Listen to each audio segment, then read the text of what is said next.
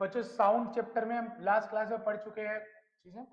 अब हम पढ़ने वाले हैं फ्यू कॉमन टर्म्स, कुछ कॉमन टर्म्स जो इसमें साउंड चैप्टर में हम लोग यूज करेंगे। फ्यू फ्यू कॉमन टर्म्स, ठीक है ना। पहला लिखो इसके अंदर एम्पलीट्यूड। एम्पलीट्यूड, इसको ए से डिनोट कर रहा हूं, एम्पलीट्यूड। पहला टर्म लिखो एम्पलीट्यूड।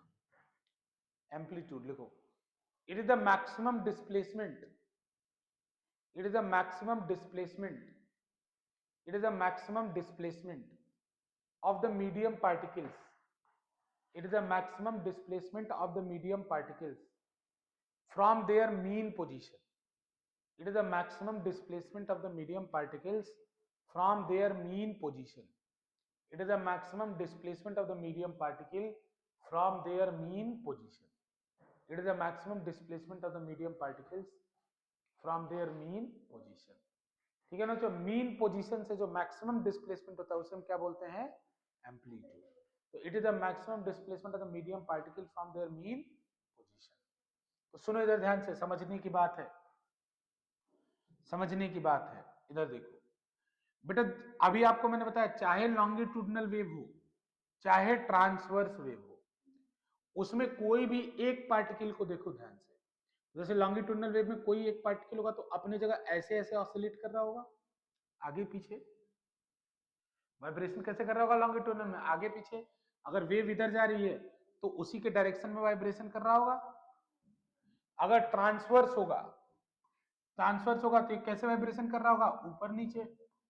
वेव ऐसे जा रही है तो वाइब्रेशन कैसे कर रहा होगा, ऊपर नीचे। तो लॉन्गिट्यूडनल में साइड बाय साइड वाइब्रेशन हो रहा है, और यानी उसी डायरेक्शन में वाइब्रेशन हो रहा है जिधर वेव जा रही है। ट्रांसवर्स में वेव के परपेंडिकुलर डायरेक्शन में वाइब्रेशन हो रहा है। समझ में आया कि नहीं। तो बच्चों देखो, अगर ये वेव मीडियम में नहीं जाती तो पार्टिकल कहीं होता, भाई कहीं तो होता, एक जगह होता कि नहीं मीडियम में, भाई कहीं तो रुका होता ना मीडियम में। तो वेव के नहीं जाने पर वो पार्टिकल जहां रहता उसको कहते हैं मीन पोजीशन। क्या बोलते हैं उसको, मीन पोजीशन। डेफिनेशन में ही लिखा है ना, it is the maximum displacement of the medium particle from the mean position. मतलब जब वेव मीडियम में नहीं जाती, ध्यान से सुनना इसको, जब वेव मीडियम में नहीं जाती तो वो जिस जगह पे होता उसको क्या बोलते हैं, मीन पोजीशन। अगर मान लो ये वाइब्रेट कर रहा है, ये वाइब्रेट कर रहा है, थोड़ा बड़ा डायग्राम बना ले रहा हूं। तो बच्चों अगर ये वाइब्रेट कर रहा है आगे और पीछे, तो वेव जब नहीं जाती तो ये जो बनाया गया है, ये बनाएगा कि जब वेव नहीं जाएगी तो पार्टिकल यहां पाया गया। जब वेव जाने लगी तो वेव जाने लगी तो ये ऐसे ऐसे ऑसिलेट करने लगा कि नहीं, ऑसिलेट ऐसे ऐसे ऑसिलेट कर लेगा। तो ऑसिलेट करते करते, ऑसिलेट करते करते ये अपने मीन पोजीशन से मैक्सिमम कितना दूर गया उसे ही हम क्या बोलते हैं, एम्पलीट्यूड। मीन पोजीशन से मैक्सिमम कितना दूर गया उसे क्या बोलते हैं, एम्पलीट्यूड। इसका एग्जांपल समझ लो, इसका एग्जांपल जैसे कि झूला है, ठीक है, जैसे झूला है, झूला समझ रहे हो कि नहीं। तो झूले में क्या होता है, स्विंग में जब झूला कहीं नहीं होगा तो बीच में होगा, बैठ जाओ जल्दी, बैठो जल्दी बैठो, झूला बीच में होगा बच्चों, जल्दी सेटल सेटल, बंद करो गेट बंद करो, जल्दी बैठो जल्दी बैठो, निकालो नोटबुक की, इंतजार क्या कर रहे हो बच्चों। देखो झूला है, अगर झूला रुका हुआ है तो बीच में बिल्कुल होता है ना, तो वो उसका क्या कहलाएगा, मीन पोजीशन। क्या कहलाएगा वो। तो झूले पे जब आप बैठ जाते हो, स्विंग करते हो, तो स्विंग करते समय मैक्सिमम आगे जाओगे, फिर उसी पोजीशन से मैक्सिमम पीछे भी जाओगे। तो मीन पोजीशन से जितना मैक्सिमम आगे जाते हो उसे क्या कहते हैं, एम्पलीट्यूड। मीन पोजीशन से जितना मैक्सिमम आगे जाते हो उसे क्या बोलते हैं, एम्पलीट्यूड। आगे जाओ चाहे पीछे जाओ, जितना आगे जाओगे उतना ही पीछे जाओ। अरे पेंडुलम को देखे हो कि नहीं, पेंडुलम जब ऑसिलेट करता है तो पेंडुलम जितना आगे जाता है उतना ही तो पीछे जाता है, या झूला भी जितना आगे जाता है उतना ही तो पीछे जाता है कि नहीं। तो नॉर्मल सिचुएशन में तो बच्चों अपने मीन पोजीशन से पार्टिकल जितना आगे गया उसे ही हम क्या बोलते हैं, एम्पलीट्यूड। एम्पलीट्यूड। तो बताओ एम्पलीट्यूड की यूनिट क्या होगी, एम्पलीट्यूड की यूनिट क्या होगी, मीटर। एम्पलीट्यूड की यूनिट क्या होगी? मीटर। बेटा डिस्टेंस ही तो है, ये क्या है? डिस्टेंस ही तो है कि maximum displacement from the mean position, maximum displacement from the mean position. झूले के एग्जांपल से याद रखना, पेंडुलम के एग्जांपल से याद रखना कि अपने बीच वाले पोजीशन से कितना आगे गया मैक्सिमम, वही क्या कहलाता है? एम्पलीट्यूड कहलाता है, वही क्या कहलाता है? एम्पलीट्यूड कहलाता है। ठीक है ना? Amplitude is the maximum displacement of the medium particle from there mean position. इसकी यूनिट लिख लेना, यहां पे एम्पलीट्यूड ऐसे बना लेना, और यहां पे एम्पलीट्यूड की अगर बात करूं तो एम्पलीट्यूड क्या होगा? ये वाला होगा एम्पलीट्यूड, ये होगा, ये एम्पलीट्यूड होगा, ये एम्पलीट्यूड होगा। देखो नीचे चाहे ऊपर बात बराबर है, जितना ऊपर जाएगा उतना ही नीचे आएगा उस केस में, और इस केस में जितना आगे जाएगा उतना ही पीछे जाएगा। समझ रहे हो कि नहीं? तो एम्पलीट्यूड क्या होता है? मीन पोजीशन से मैक्सिमम कितना आगे गया। बताओ, कोई डाउट है किसी को? बताओ यहां तक मेरे को, कोई डाउट तो नहीं है? याद रखना, वर्ड याद रखना, एमपी मतलब मध्य प्रदेश नहीं, मीन पोजीशन। ठीक है, मीन पोजीशन।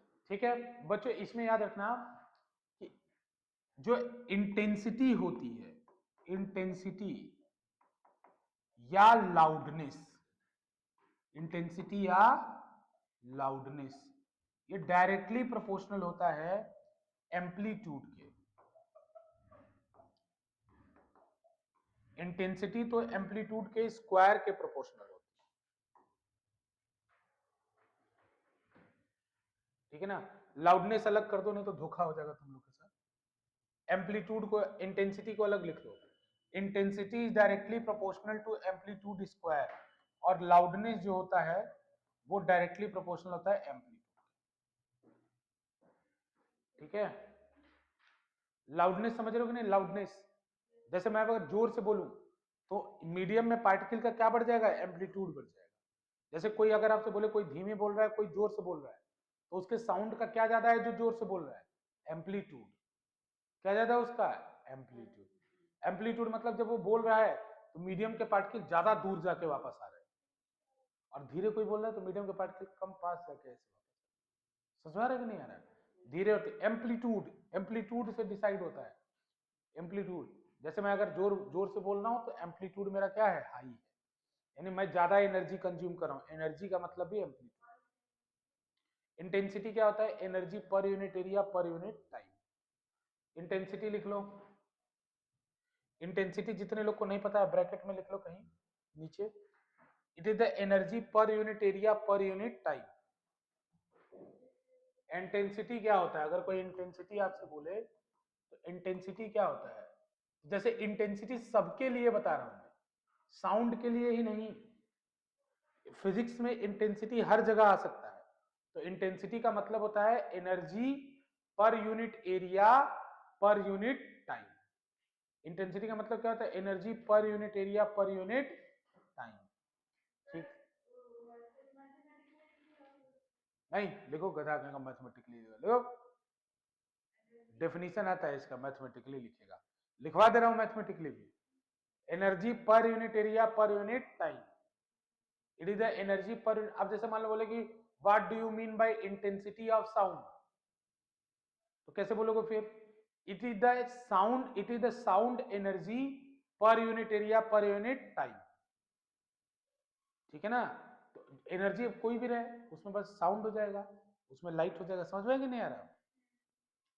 तो इंटेंसिटी पर unit area per unit sound. Clear है?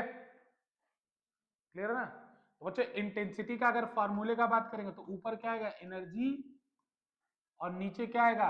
Area into time. नीचे क्या आएगा? Area into time. ये मैथमेटिकल फॉर्म है, लेकिन डेफिनेशन याद रखना है। कई बार definition energy per unit area पर, इसकी यूनिट कोई बता सकता है? इसकी यूनिट क्या है? एनर्जी की यूनिट क्या होती है? जूल। एरिया की यूनिट क्या होती है? Metre square. टाइम की यूनिट क्या होती है? सेकेंड। ठीक है? तो जूल पर सेकेंड को कुछ कहते हैं हम लोग? कुछ तुम्हें याद आ रहा है कि जूल पर सेकेंड कुछ होता है? क्या होता है?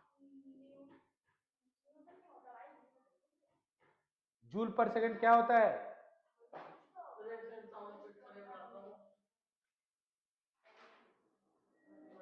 कोई भी बताओ जूल पर, गधा कहीं का। तुम सब लोग पिटेगा, सब लोग पिटेगा, तुम सब लोग पिटेगा, सब लोग पिटेगा। अभी वर्क का सारा क्वेश्चन बना लिया, तुम लोग को ये पता नहीं कि जूल पर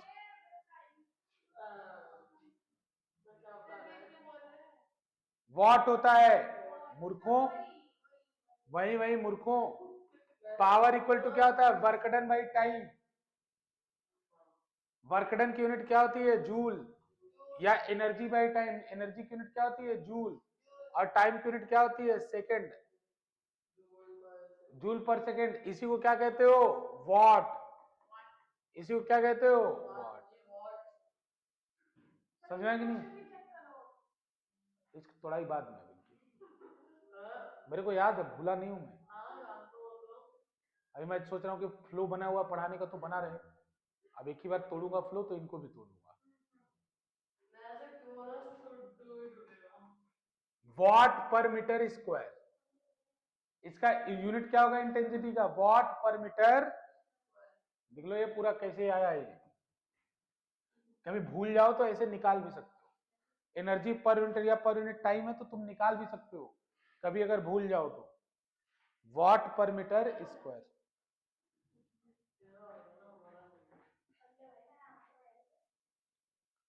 वॉट पर मीटर स्क्वायर।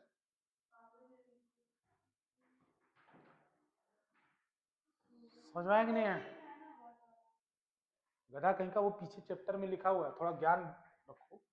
वो तो तुम्हारी गधापंथी की वजह से बताया था मैंने,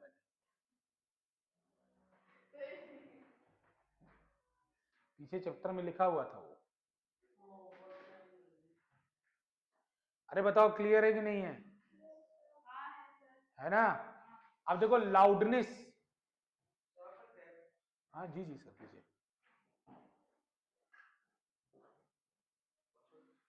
नहीं नहीं 955656।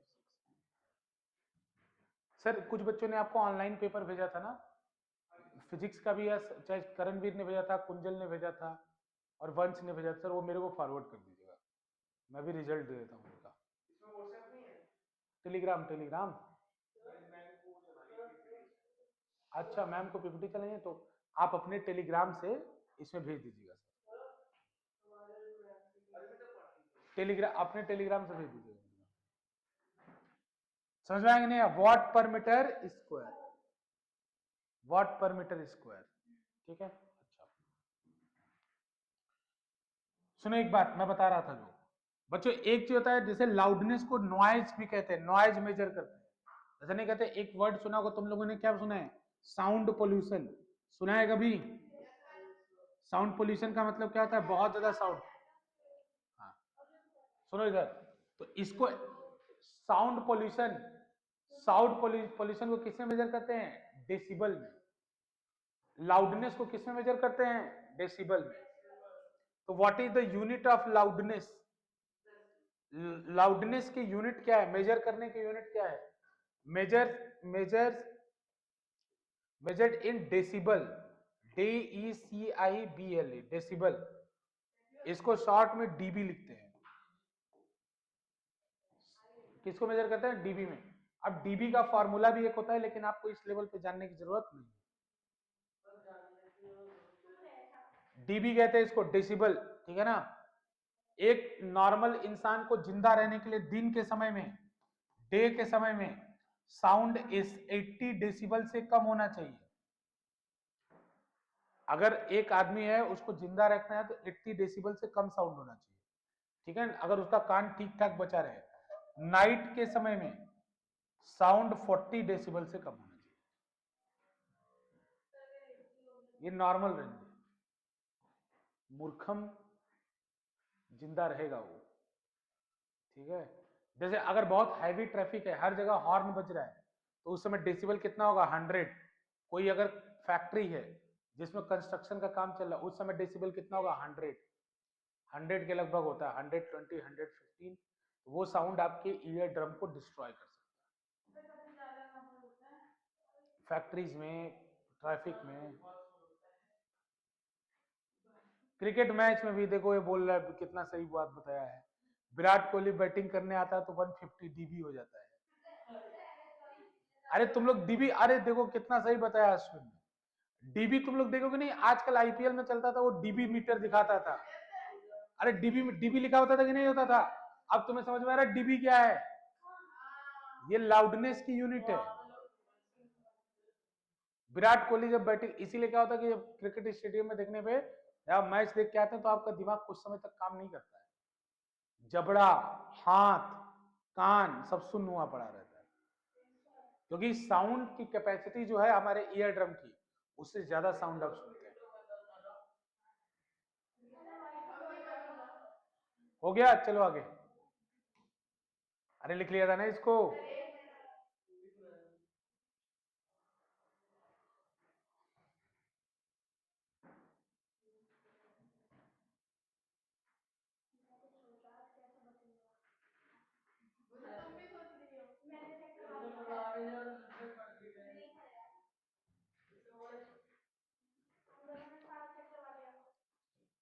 हो गया बच्चों, डन। लिखो टाइम पीरियड। इसी में दूसरा, पहला एम्पलीट्यूड था, दूसरा लिखो टाइम पीरियड। टाइम पीरियड, दूसरा लिखो टाइम पीरियड। हाँ, टाइम पीरियड देखो, it is the time taken by the particle, taken by the medium particles. It is the time taken by the medium particles, taken by the medium particles. It is the time taken by the medium particles to complete one vibration. Medium particles to complete one vibration. It is the time taken by the medium particles to complete one vibration. Vibration. Vibration slash oscillation चाहो तो लिख सकते हो। Slash समझते हो कि नहीं? Slash oscillation. कल ही डिफरेंस बताया था, तुम बताओ। तुम बताओ ऑसिलेशन और वाइब्रेशन में क्या डिफरेंस है?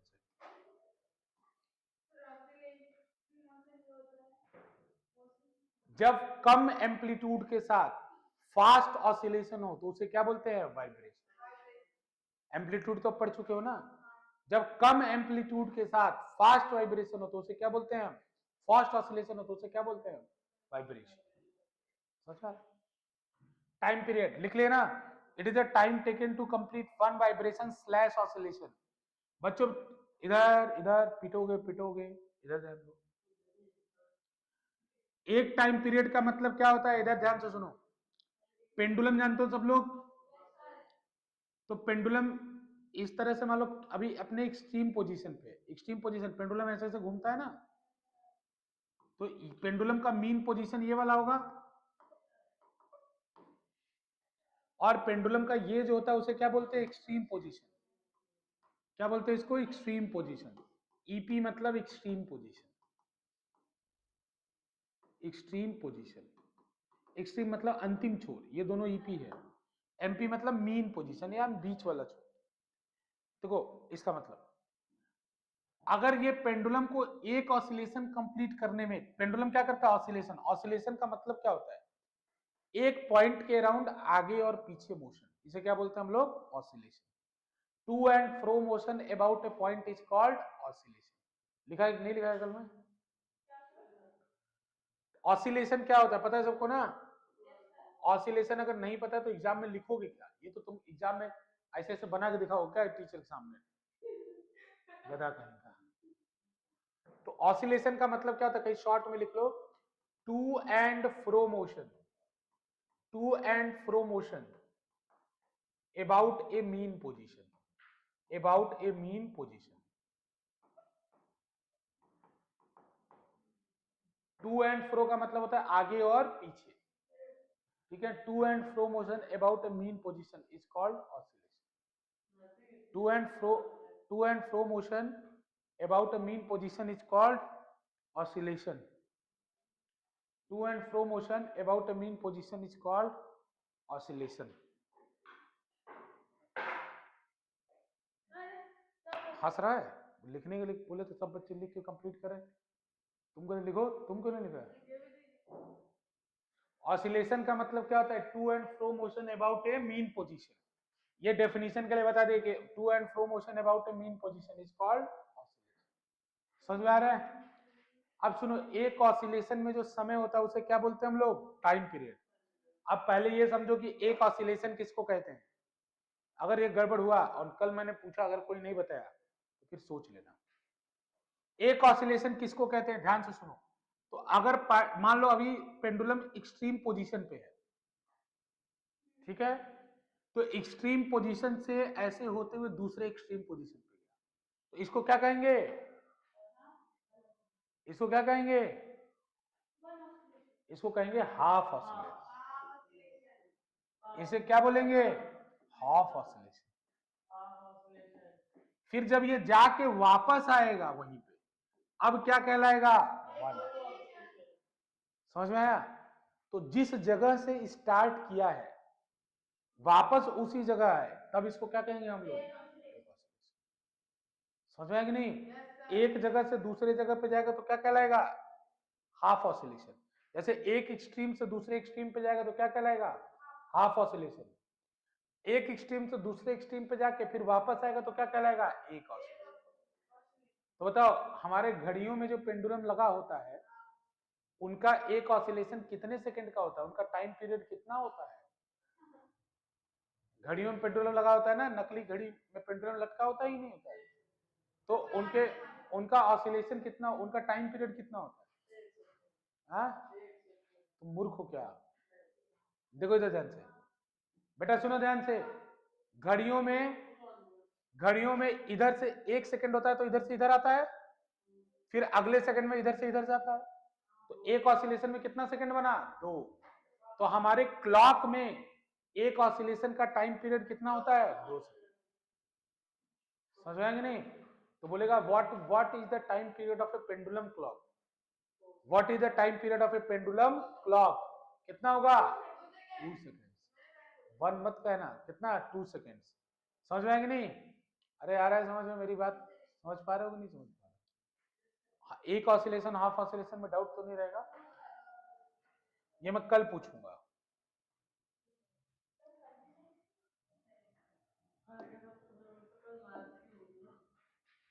हाँ कल मैथ्स की होगी। अरे नेक्स्ट क्लास में पूछूंगा। अरे टाइम पीरियड तुम लोग समझ गए कि नहीं? एक ऑसिलेशन कंप्लीट करने में जो टाइम पीरियड होता है उसे हम क्या, एक ऑसिलेशन कंप्लीट करने में जो टाइम होता है उसे हम क्या बोलते हैं? Time period. तो इसमें एग्जांपल करके लिख लेना, जो अभी बोला था time period of pendulum clocks, pendulum clocks कितना? Is 2 seconds. Time period of pendulum clocks is 2 second. 1 second जाने का और 1 सेकेंड आने का, 2 सेकेंड होता है पेंडुलम क्लॉक का time period. Done? Pendulum clock is 2 second. Time period of pendulum clock is 2 second. आगे चलें। अब अगला लिखो फ्रीक्वेंसी। टाइम पीरियड की यूनिट क्या होगी भाई? यूनिट होगी सेकेंड्स। कुछ कॉमन सेंस से भी आंसर आएगा। जब टाइम है तो यूनिट तो सेकेंड ही होगी। ठीक है, अगला तीसरा लिखो फ्रीक्वेंसी।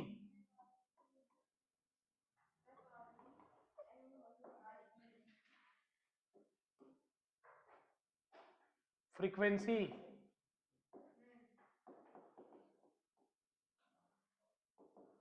फ्रीक्वेंसी लिखो, it is the number of vibration, it is the number of vibration, it is the number of vibration slash oscillation, it is the number of vibration slash oscillation, slash oscillation समझते हो या vibration को? तो या हाँ, it is the number of vibration slash oscillation in unit time, in unit time, in unit time, in unit time। देखो time period क्या बताता है? एक कितना टाइम लगा एक ऑसिलेशन होने में। फ्रीक्वेंसी क्या बताता है? कि 1 सेकेंड में कितना ऑसिलेशन हुआ। दोनों में अंतर समझ में आ रहा है? नहीं आ रहा है ना? सुनो, जैसे पेंडुलम का एग्जांपल लो, 2 सेकंड में कितना ऑसिलेशन हुआ? कितना ऑसिलेशन हुआ? एक ऑसिलेशन हुआ। तो 2 सेकंड क्या था? Time period. तो टी टाइम पीरियड में एक ऑसिलेशन हुआ। तो 1 सेकंड में कितना ऑसिलेशन होगा? 1 सेकंड में कितना होगा? हाफ। तो 1 सेकंड में जो ऑसिलेशन होता है उसे ही हम क्या बोलते हैं? फ्रीक्वेंसी। 1 सेकंड में जितना ऑसिलेशन होगा उसे क्या बोलेंगे? फ्रीक्वेंसी। तो अब इसी को देखो ऐसे बोल सकता हूं, टी सेकंड में एक ऑसिलेशन, टी सेकंड में एक ऑसिलेशन। अरे अभी तो उसी के हिसाब से ये मत लिखना, ये जो नीचे लिखवा रहा हूं वो लिखना, वो समझने के लिए बताया था। टी सेकंड में एक ऑसिलेशन, तो 1 सेकंड में कितना ऑसिलेशन? 1 सेकंड में कितना ऑसिलेशन?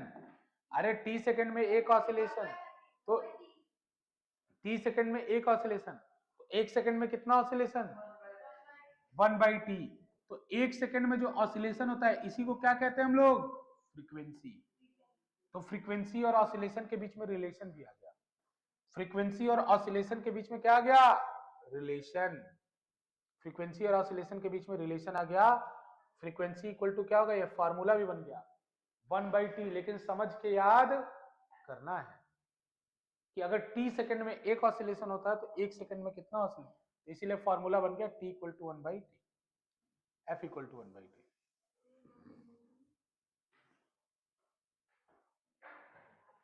ठीक है, डन। ये सब मैं नेक्स्ट क्लास में अभी तक जितना पढ़ा है ना सब पूछूंगा, जो भी मेरी नेक्स्ट क्लास होगी, और उसमें मैं पीटूंगा। ठीक है ना? उसमें पीटूंगा मैं, केवल अब लास्ट में समझने के लिए पीटूंगा, इसलिए खूब बढ़िया समझते चलो। ये सब बात पूछूंगा जो मैं अभी पूछ रहा हूं। अब बताओ फ्रीक्वेंसी की यूनिट क्या होगी? फ्रीक्वेंसी का फॉर्मूला क्या हो गया? फ्रीक्वेंसी का फॉर्मूला हो गया 1/t। तो इसका यूनिट क्या होगा? कॉमन सेंस से बताओ। 1/s होगा। अरे सही तो है, 1/s होगा ना। तो 1/s, तो इसको ऐसे लिख सकता हूं, s का पावर -1। इसकी यूनिट क्या होगी? s का पावर माइनस, इसकी यूनिट होगी बच्चों, यूनिट होगी इसकी s का पावर -1। इसी को बाद में एक साइंटिस्ट के नाम पे कह दिया गया हर्ट्ज। इसी को h शॉर्ट में hz लिखते हैं।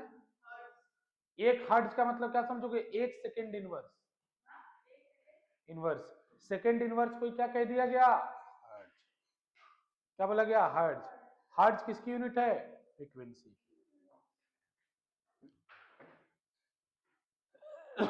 हर्ट्ज यूनिट है फ्रीक्वेंसी की। ठीक है, किसी कोई दिक्कत कोई परेशानी तो बता दो मेरे को, यहां तक किसी कोई प्रॉब्लम हो तो बता दो।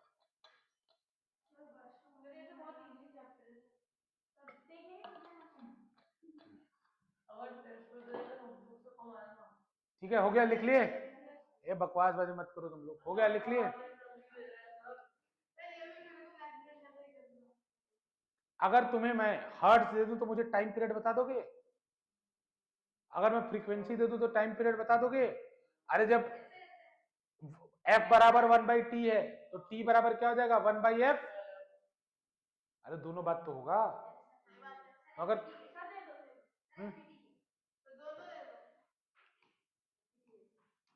क्वेश्चन बताना जरा मुझे। फ्रीक्वेंसी है 50 हर्ट्ज, टाइम पीरियड बताओ।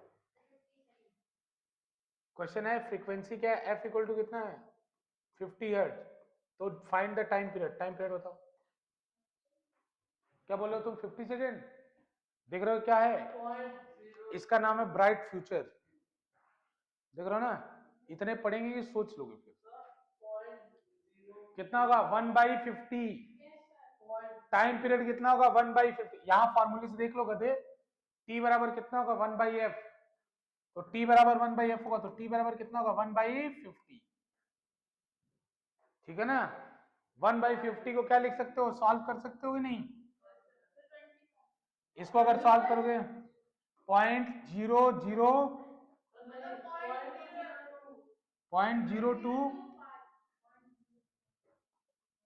0.02 सेकेंड्स, इसी को 20 मिली सेकेंड। 20 मिली सेकेंड, इसी को क्या कहते हैं? 20 मिली सेकेंड। इसी को आप चाहो तो कह सकते हो 20 मिली सेकेंड, या ऐसे ही छोड़ दो। तुम लोग क्यों परेशान हो प्यारे बच्चों?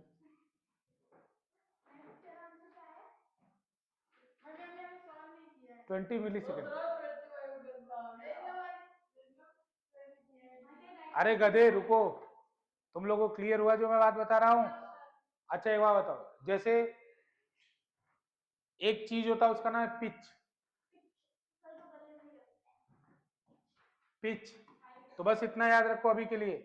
पिच जो होता है, पिच जो होता है डायरेक्टली प्रोपोर्शनल किसके होता है? फ्रीक्वेंसी। जैसे हम क्या बोलते हैं, गर्ल्स के वॉइस की पिच हाई होती है, उनके वॉइस की क्या ज्यादा होती है? फ्रीक्वेंसी।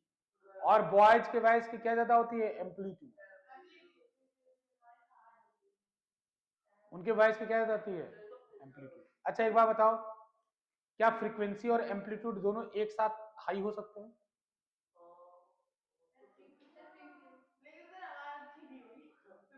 क्या फ्रीक्वेंसी और एम्पलीट्यूड एक साथ हाई हो सकते हैं?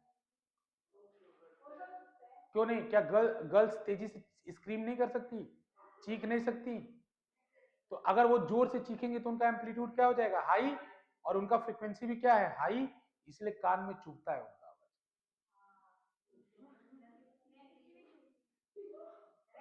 समझ में आया कि नहीं? अरे समझ में आ रहा है तुम लोग की नहीं समझ में आ रहा है? तो उनके वॉइस की फ्रीक्वेंसी बहुत हाई होती है, मतलब बॉयज की तुलना में हाई होती है, इसीलिए जैसे उनकी आवाज पतली होती है, स्क्रीम, जैसे स्क्रीम कोई करे ना, तो उसका हम फ्रीक्वेंसी क्या? बस रुक जाओ एक,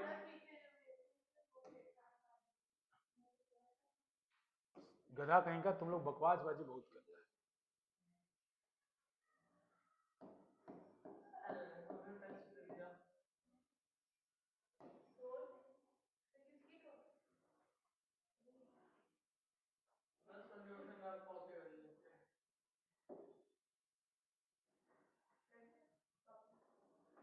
सुनो ध्यान से इधर, तुम्हें मैं फ्रीक्वेंसी सुनाता हूँ, पहले देख लो इसका साउंड है या नहीं।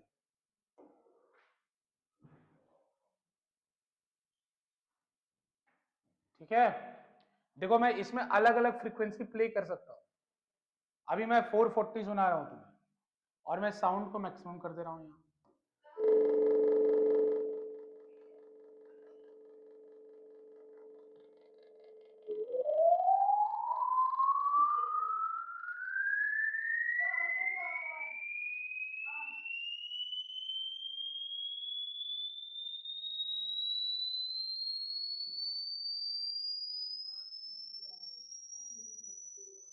छह हजार, कितना हर्ट्ज?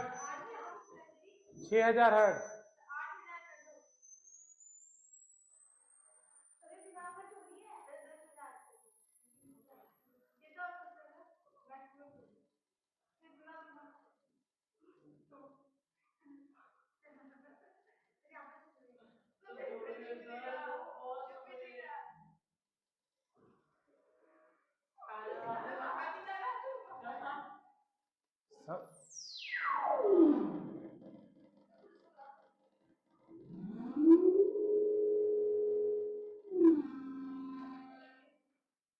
अभी इसमें और परफेक्टली सुन सकते हो, ये तो स्पीकर है ना, ये स्पीकर इसका कुछ गड़बड़ है, मैं बताता हूँ।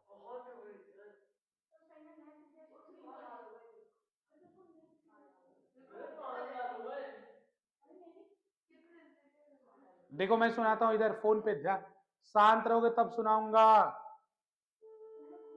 देखो फोन पे साफ सुनाई पड़ेगा, क्योंकि इसके दो स्पीकर है, दोनों स्पीकर एक दूसरे से अलग फेनोमेना कर रहे हैं, बीट कर रहे हैं, जो तुम अभी समझ नहीं पाओगे। तो देखो मैं अभी फ्रीक्वेंसी बढ़ा रहा हूँ, ऑनलाइन वालों को भी सुनाई पड़ेगा।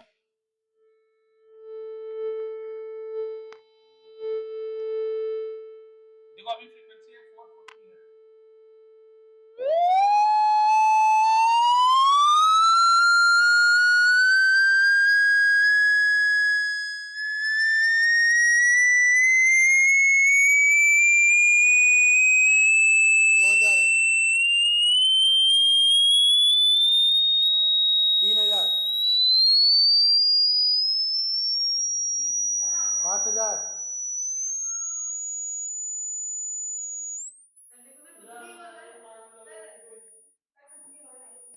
ठीक है,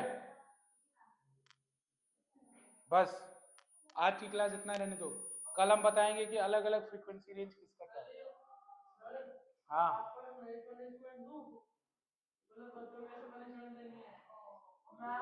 जाओ बच्चों, नेक्स्ट क्लास, नेक्स्ट क्लास।